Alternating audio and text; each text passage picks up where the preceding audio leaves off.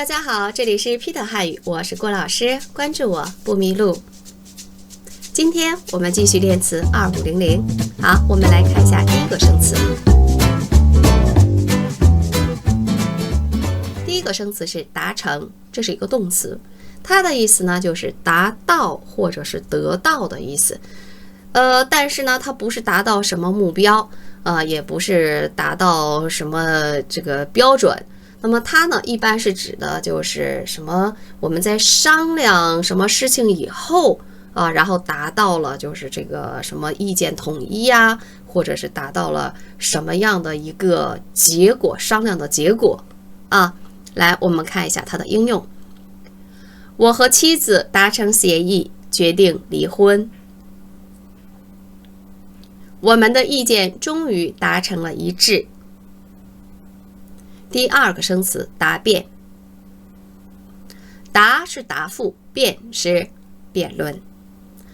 那么答就是说对别人提出来的问题呀，或者是什么质疑呀，我们进行一个答复。辩呢，为自己的观点进行辩护这样的时候呢，答辩我们经常用的就是毕业的时候有什么论文答辩，对吧？教授给我们提出各种各样的问题，然后我们就是回答他的问题，然后我还同时为自己的论文观点进行一下辩论辩护。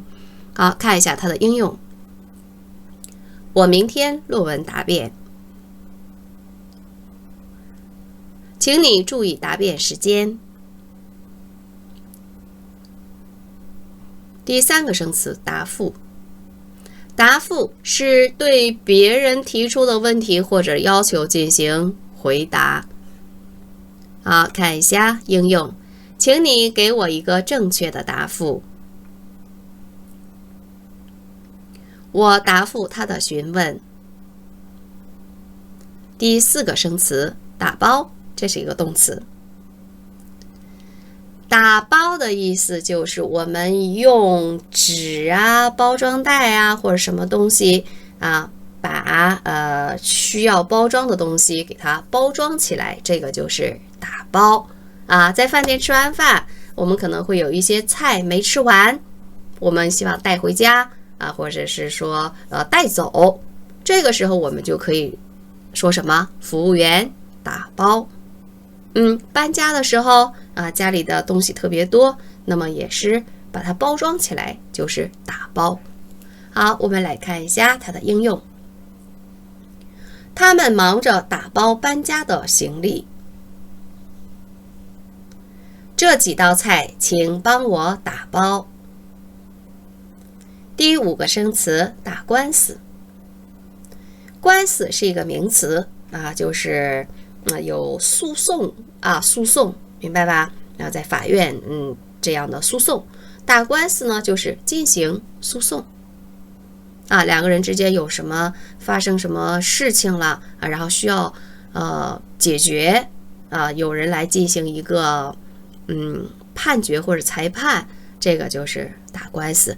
当然打官司呢，它有的时候呢不一定就是要去法庭的平时说话的时候也可以就是说你们俩的官司我是断不清楚了这个也是一种官司。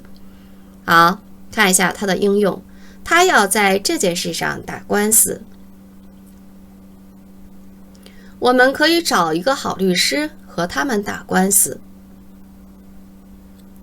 打击打击呢是动词，它呢最基本的意思其实就是敲打敲打。比如说在就是乐器有那种叫打击乐器打击乐器，然后它呢引申义就是什么使这个受到挫折这就是打击我们看一下它的应用。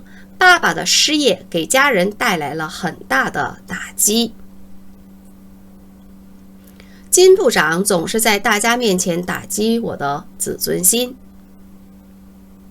第七个生词打架这个大家都知道，对吧？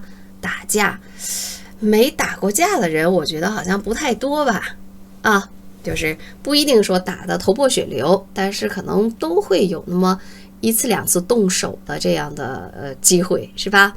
好，我们来看一下它的应用。街头有几个人在打架。姐姐总是在学校打架，使父母很揪心。